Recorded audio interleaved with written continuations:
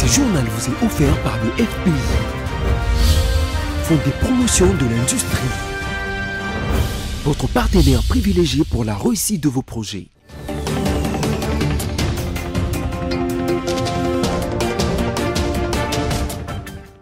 Bonsoir à tous et bienvenue dans ce journal consacré à la page rétrospective de la semaine dont voici les sommaires.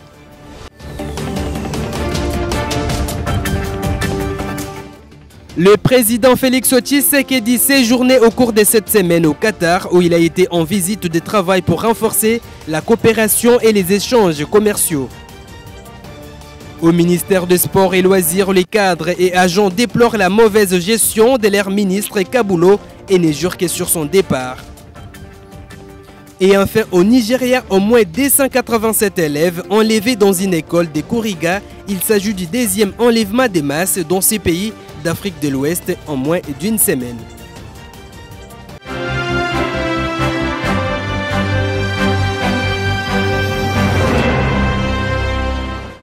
Le président de la République, Félix-Antoine Tshisekedi Tshilombo, a eu un tête-à-tête au palais Amiri Diwan avec son Altesse Tamim bin Hamad Émir du Qatar. Les deux personnalités ont passé en revue les protocoles d'accord signés entre les deux pays, le Qatar et la RDC, il y a 2 ans, avant d'aborder d'autres questions relatives notamment aux investissements. Pour rappel, lors de son arrivée le lundi 4 mars dernier, le président congolais Félix-Antoine Tshisekedi Tshilombo a été accueilli au pied de l'avion auprès de l'État du Qatar. Notons en outre que ces voyages s'inscrivent dans le cadre d'une visite de travail.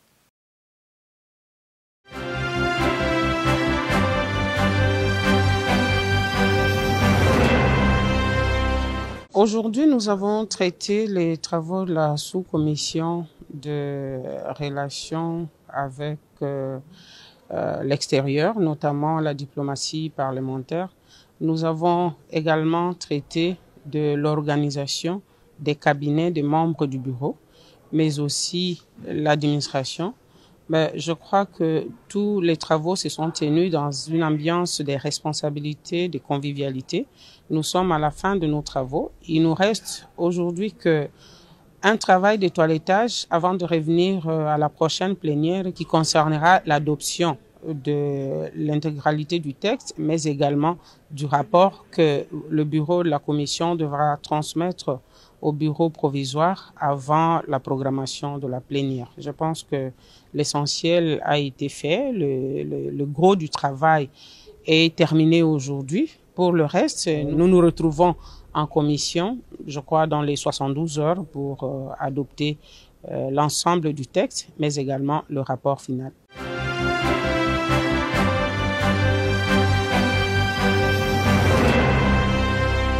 Deux chefs coutumiers sur les 4 prévus pour être cooptés en qualité de députés provinciaux à l'Assemblée provinciale de Kinshasa ont vu leur dossier validé à la plénière de cet organe délibérant dirigé par les doyens d'âge du bureau. Il s'agit du chef David Matadi pour la commune de Mongafula et du chef André Ndoka Luzayadio pour la municipalité d'Nsele, dont les dossiers ont été jugés complets.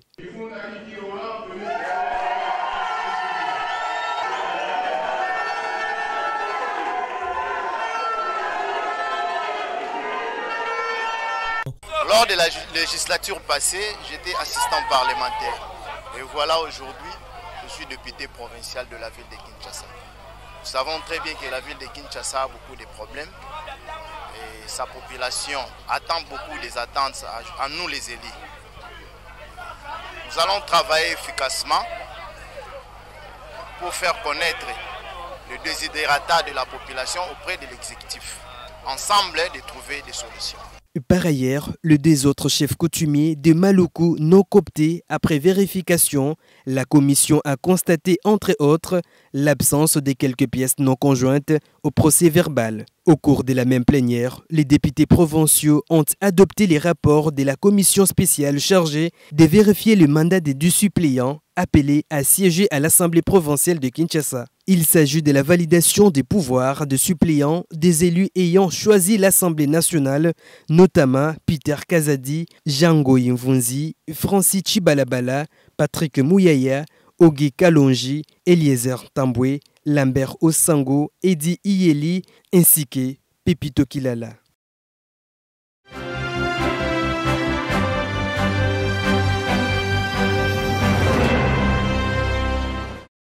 C'est dans les soucis d'éviter les cumuls des fonctions que le désormais ancien vice-gouverneur de la ville-province de Kinshasa vient de démissionner de ses fonctions. Dans sa lettre de démission envoyée au président du bureau d'âge de l'Assemblée provinciale de Kinshasa, Jekoko Mulumba motive clairement sa démission, je cite, « Ayant été élu député provincial de la ville de Kinshasa aux élections de décembre 2023, et conformément aux dispositions pertinentes de l'article 108.9 de la Constitution, j'ai démissionné de mes fonctions de vice-gouverneur de la ville de Kinshasa, a-t-on lu dans sa lettre de démission.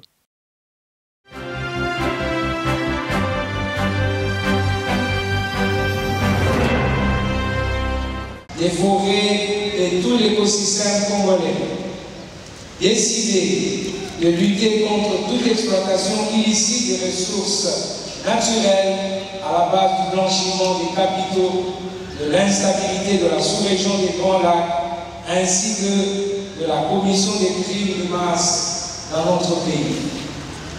Déclarons notre engagement de la situation sécuritaire, humanitaire et diplomatique. 1. Demander au chef de l'État de s'en tenir à son engagement pris lors de la cérémonie d'investiture du 20 janvier 2024, celui de corriger les erreurs du passé. 2. Demander au chef de l'État d'ouvrir un dialogue national entre fils et filles du pays en vue de reconstruire la cohésion nationale autour de la cause commune que sont la paix, la sécurité et la gouvernance de notre pays.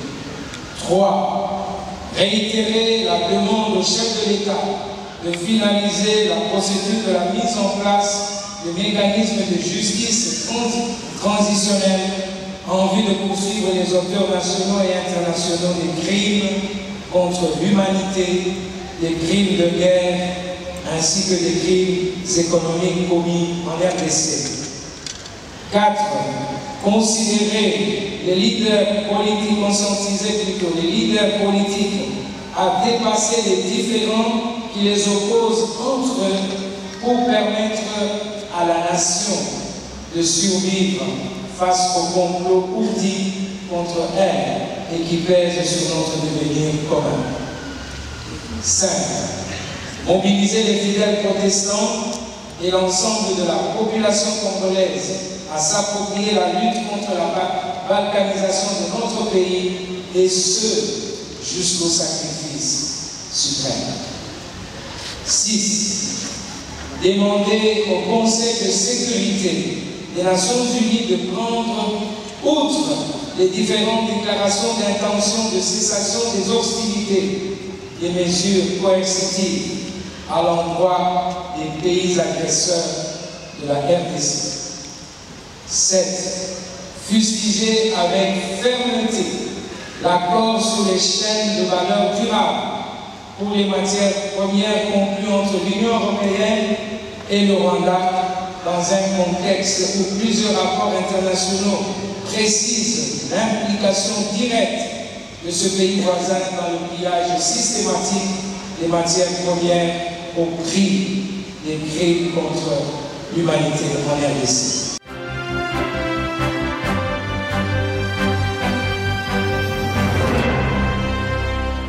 La salle Père Boka, située dans la centre du Centre d'études pour l'action sociale CEPAS dans la commune de la Gombe, a servi de cadre à la conférence de présentation officielle du Politoscope organisée par la Dynamique des politologues de la République démocratique du Congo en partenariat avec le CEPAS. Tout a commencé par l'hymne national. Devant les professionnels des médias et plusieurs invités, le coordonnateur national de la DIPOL, Christian Moleka, a procédé à la présentation et aux explications des objectifs de cet outil Politoscope qui s'inscrit comme un axe du projet général attendu de réduire et surveiller la violence communautaire liée aux élections que cette structure attendait apporter comme contribution d'appui à la gestion des risques électoraux. Cet outil est né de l'analyse du contexte électoral que nous venons de traverser nous tous. Nous savons qu'il a été dominé par la cyberviolence verbale, la violence verbale, par les tensions ethniques, par les discours de haine et de xénophobie, et que nous avons pensé comme politologues à la base qu'il fallait proposer une solution, pas se limiter simplement à ce plan. Donc on a mis en place un outil qui nous permet de monitorer les débats chez nous, de dénoncer les discours de violence et de haine, mais en même temps de produire une analyse profonde de ce que font les débats congolais comme débat politique. La qualité du débat pour améliorer ainsi notre démocratie.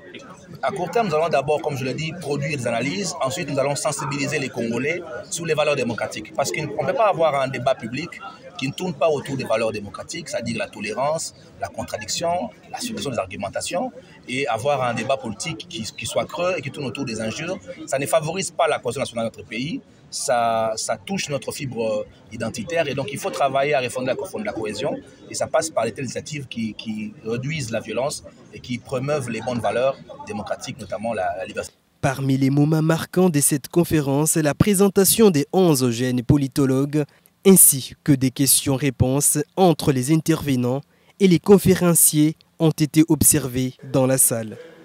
Soit un travail de stratège de notre...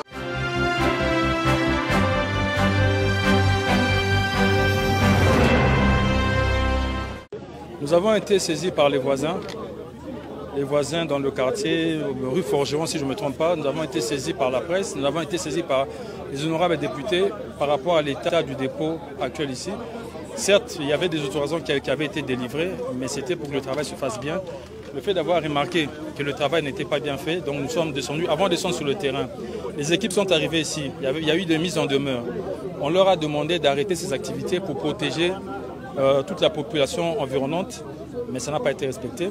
La première fois que ça avait été fermé, ça a été ouvert par décision du parquet, mais là ça continue, on a saisi le parquet qui nous a remis dans nos droits pour que nous puissions exercer notre travail. Et c'est ce qui est en train d'être fait. Nous leur avons accordé pour la première fois, je pense, pratiquement une semaine, il n'y a rien qui a été fait. On a dû encore accorder 48 heures, il n'y a toujours rien qui a été fait. Donc nous sommes obligés de passer à l'action. Nous sommes descendus sur place avec le général commandant de la ville de Kinshasa, avec la vice-ministre des hydrocarbures, avec l'équipe du secrétariat général et ceux de la task force pour pouvoir délocaliser tous ces flux. Et ce que nous sommes en train de mettre en place, ce sera quelque chose de sécurisé, alors qu'il était prévu qu'il y ait même des sanctions, ou même tout ce produit devait être saisi. Mais par humanisme, on a décidé de ne pas saisir, mais juste délocaliser. Et ça va être pris en charge et sécurisé par la police et les agents des hydrocarbures au niveau de la FICIN, là où nous venons d'avoir l'autorisation à travers le DG de la FICIN et le ministre du Commerce extérieur.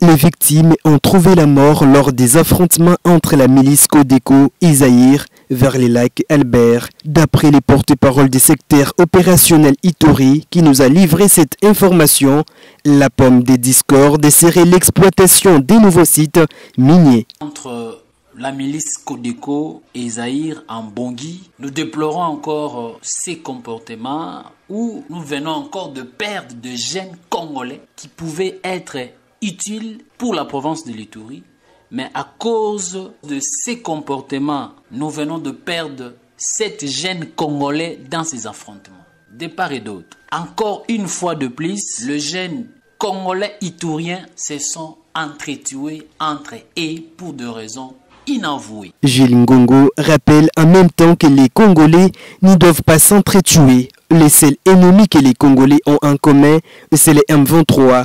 Et le Rwanda. Cessons de faire le travail du Rwanda et du M23, ce travail qui consiste à exterminer le peuple congolais, un travail qui consiste à appauvrir le peuple congolais. Et si nous, le peuple iturien, le jeune iturien, nous entretuons, c'est faire du travail du M23. Nous rappelons encore une fois les uns aux autres que notre ennemi commun, c'est le M23 et les Rwandais qui cherchent à détruire notre Congo. Et nous devons aussi les détruire méchamment avec le peuple congolais. Cet incident a provoqué les déplacements par pirogue vers Chomia et Mouvarama de nombreuses familles d'Mbonji. La société civile locale appelle l'armée à se déployer dans cette zone afin d'y imposer l'autorité de l'État.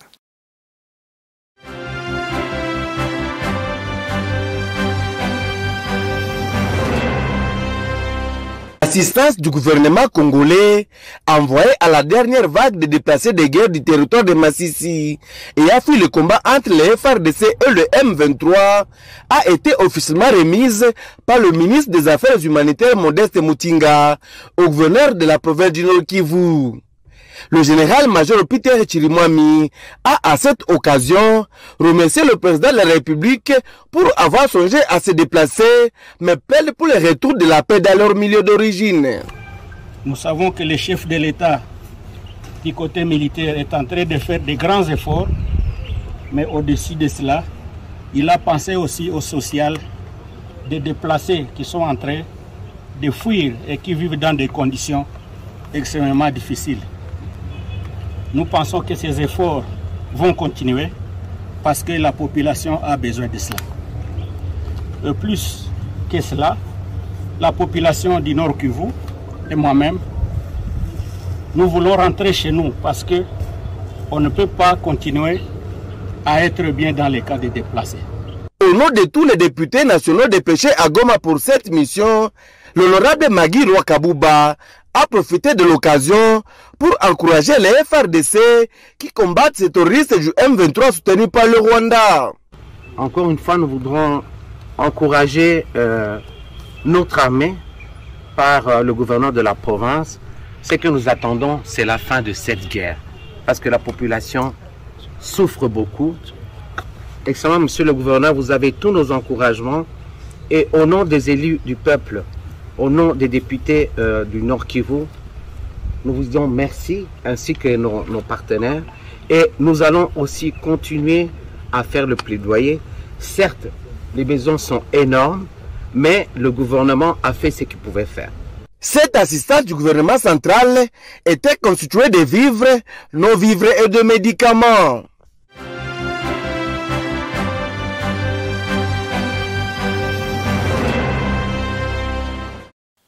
La décision prise par le ministre de l'Enseignement primaire, secondaire et technique, le professeur Tony Mwambaka Zadi, concernant l'itinérance dans les écoles chaque mercredi est totalement respectée par les autorités éducationnelles du Haut-Katanga 1 qui sont descendues sur terrain pour faire respecter les instructions et rappeler à l'ordre tous les récalcitrants. Le responsable de l'EPST au Katanga 1 ont fait les suivis stratégiques du respect de la mesure de cette grande réforme mise en œuvre par le chef de l'État, Félix-Antoine Tshisekedi Tshilombo. Les autorités éducationnelles ont invité le chef d'établissement visité à pérenniser la gratuité primaire publique, l'un des acquis majeurs du premier quinquennat du chef de l'État. Plusieurs autres sujets ont fait l'objet de cette itinérance, notamment la lutte contre les antivalaires, l'hygiène scolaire, la levée de couleurs, l'assainissement de l'environnement scolaire, la présence de l'effigie du chef de l'État, la régularité de personnel enseignant, le respect du temps de l'enseignement et apprentissage.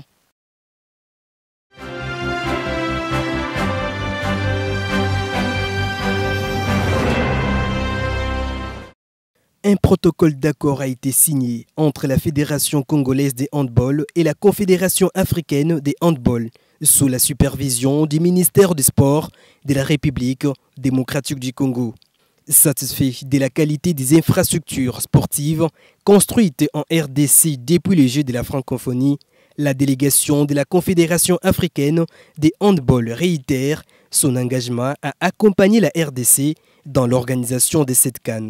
Rendons grâce au Tout-Puissant parce que ce jour a été souhaité depuis des lustres, mais Dieu a su choisir le bon jour pour qu'on se retrouve ici, dans ce cadre du ministère en charge des sports, pour lancer officiellement, je dirais, les préparatifs d'un événement majeur de la Confédération africaine de handball.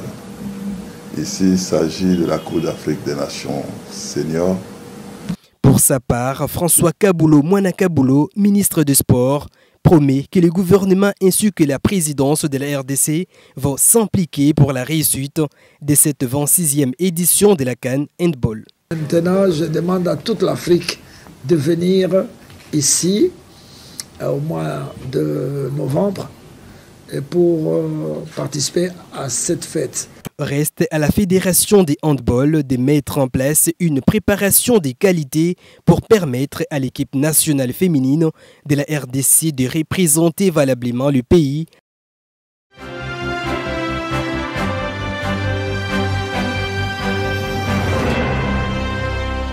Nommé ministre des Sports et Loisirs dans les gouvernements Sama Lukonde II, François Kaboulo Mwana Kaboulo avait suscité de l'espoir pour ces secteurs qui voyaient arriver l'un de ses plus grands férus lorsqu'il était de l'autre baie de la vitre, c'est-à-dire dans les journalismes.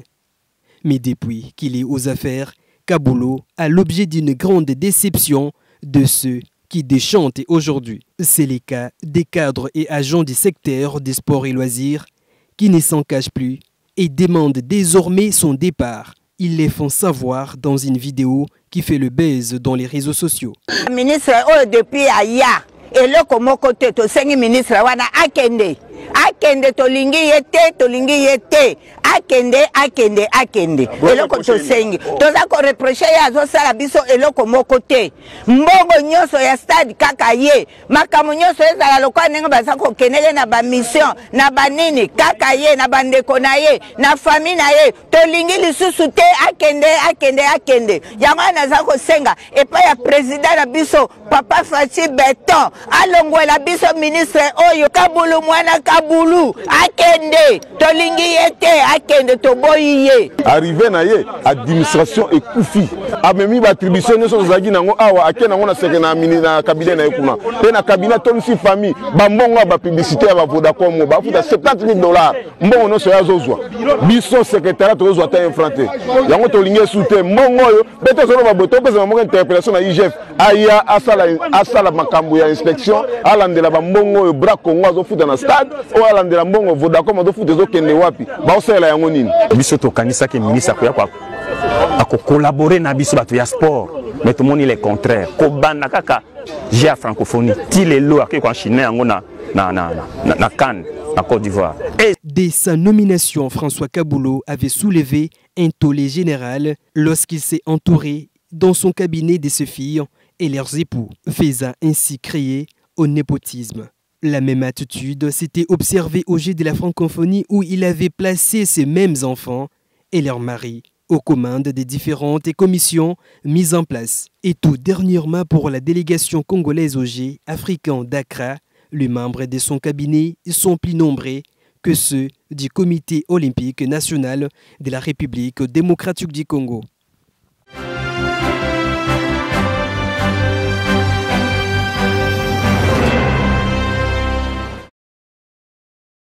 C'est en 1908 que la Journée internationale des droits de la femme a vu le jour, lorsque 15 000 femmes ont défilé dans la ville de New York pour réclamer une réduction de temps de travail, une meilleure rémunération et les droits de vote.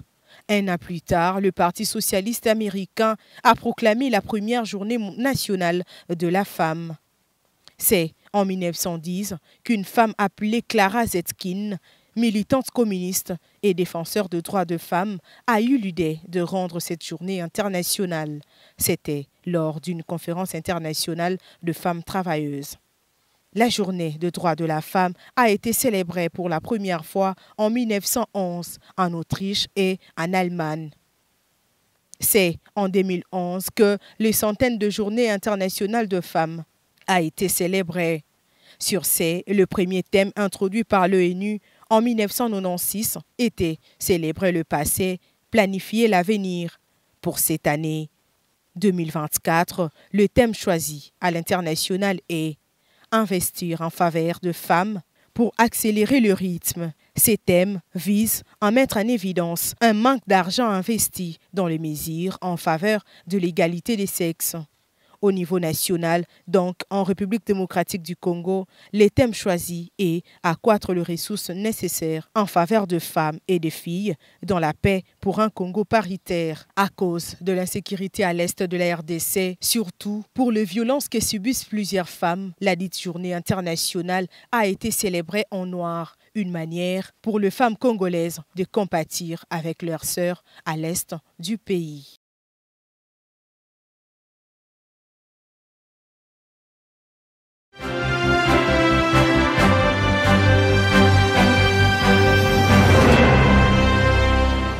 Certes, son goût est acide en bouche, mais une fois dans l'estomac et au contact des enzymes digestives, son acidité laisse place à une substance alcalinisante qui va participer au maintien d'un pH idéal dans l'organisme. Le citron est celui qui contient le plus de vitamine C, qui contribue à réduire la fatigue et protège les cellules contre les stress oxydatifs. Consommer les jus de citron est intéressant pour réveiller en douceur les systèmes digestifs et augmenter les capacités drainantes du corps humain. Les jus de citron aident en outre à la relaxation pour mieux dormir. Les jus de citron luttent efficacement contre les infections urinaires et permet de purifier le rein grâce toujours à son taux d'acidité.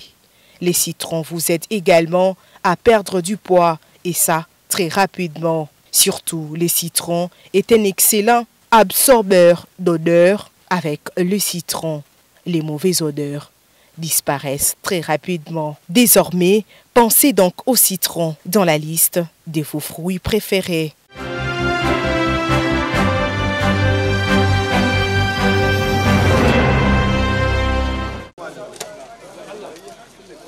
Des hommes armés ont attaqué une école dans le nord-ouest du Nigeria jeudi matin et ont enlevé au moins 287 élèves.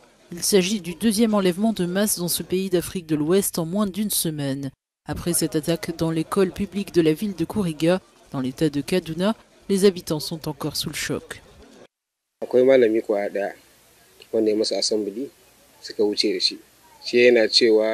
Un enseignant qui dirigeait l'assemblée de l'école a été kidnappé. Il a dit qu'il ne pouvait pas s'enfuir parce que certains élèves comptaient sur lui pour les protéger. Il a été kidnappé. Un vigile a ensuite tiré en l'air pour tenter de faire fuir les hommes armés, mais il a été tué lui aussi. Les enlèvements d'élèves dans les écoles du nord du Nigeria sont fréquents et sont devenus une source de préoccupation pour les autorités. Ces dernières années, des bandes criminelles ont attaqué à plusieurs reprises des écoles, principalement dans les zones rurales. Nous avons également rencontré les parents des enfants qui ont été enlevés. Nous avons même envoyé un message fort à leur mère. Et nous leur avons fait comprendre que l'une des responsabilités les plus importantes du gouvernement est de s'assurer que nous protégeons la vie et les biens de nos citoyens. Ces dernières années, les enlèvements se sont concentrés dans les régions du nord-ouest et du centre, où des dizaines de groupes armés prennent souvent pour cible des villageois et des voyageurs en échange d'énormes rançons.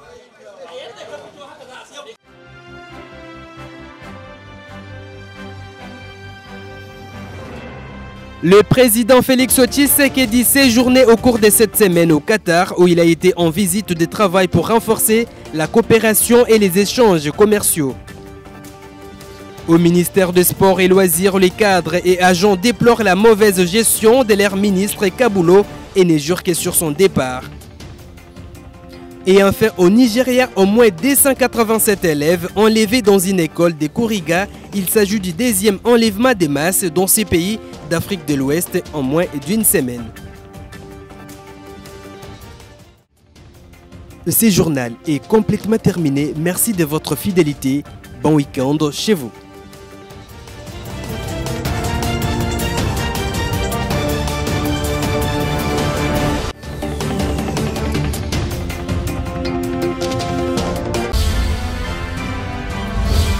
journal vous a été offert par le FPI, Fonds de promotion de l'industrie, votre partenaire privilégié pour la réussite de vos projets.